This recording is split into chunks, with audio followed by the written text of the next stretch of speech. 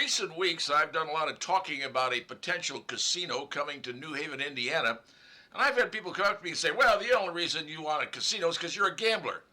Well, let me set the record straight 100% right now. I do not gamble. No, I don't. But do you gamble? Do you play the Hoosier Lottery? Do you get scratch-off tickets? Do you get into the NCAA Final Four pool?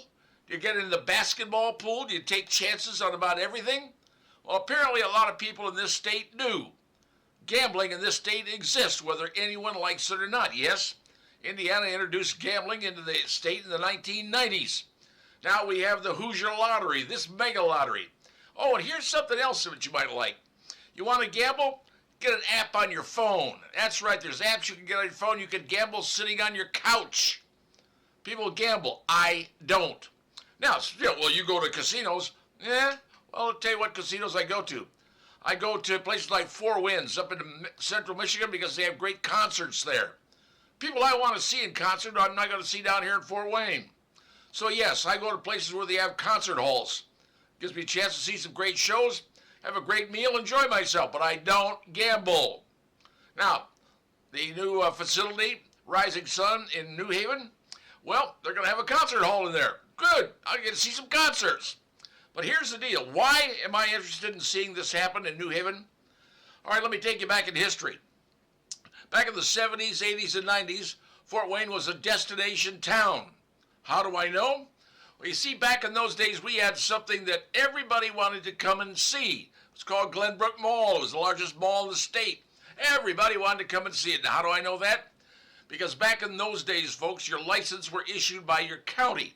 And every county's plate, wherever you lived in, had a number on it. Starting number. I think in Indiana, they went from 1 to 92. I believe Allen County was 92.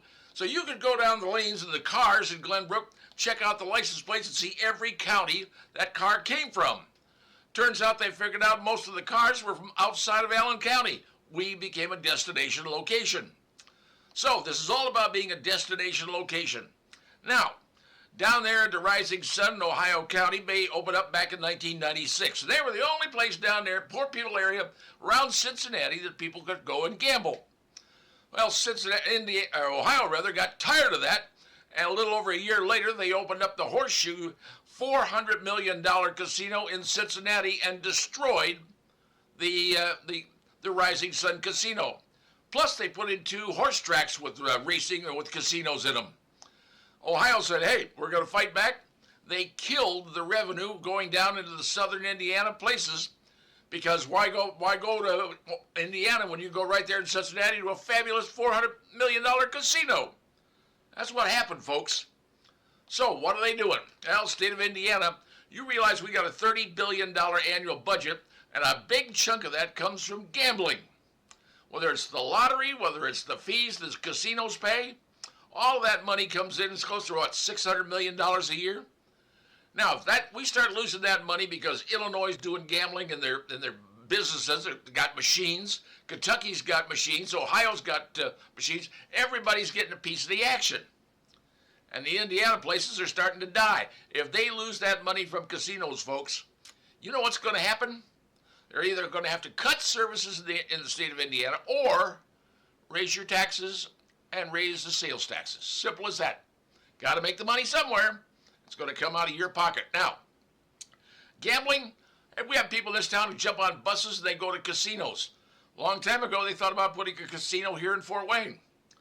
And, well, obviously, we know what happened to that. It didn't go anywhere. People didn't want it.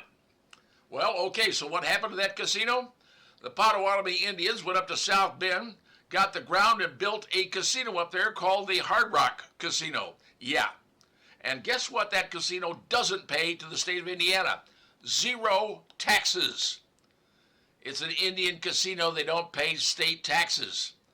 Contributes nothing to the state. Well, what the casino down there in Rising Sun is, it's controlled by the state.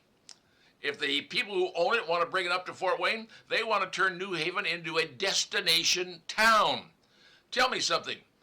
What do you want to go to New Haven for right now? No offense to New Haven, but is it a destination town? The answer is no, it's not. But a destination town, you put a casino in there and they say you're going to bring in 1.1 million people every year. And they are going to be spending a boatload of money at the casinos because we have approximately 4 times the population of the area down there in Ohio County and southern Indiana. But it's not just Fort Wayne, it's all the counties surrounding Fort Wayne and the counties in next door in Ohio. 1.1 million people are coming in. So that congressman or that state senator from the Wabash and Marion County, or Wabash and Huntington County, he knows a lot of his residents are going to come to the New Haven for their gambling. Not everybody gambles, but the people that do, they want a place to go, and they're going to go, whether you like it or not. So, is it a good addition? Well, that's going to be up to the legislature to decide. But this is a money issue, folks. This is a destination issue.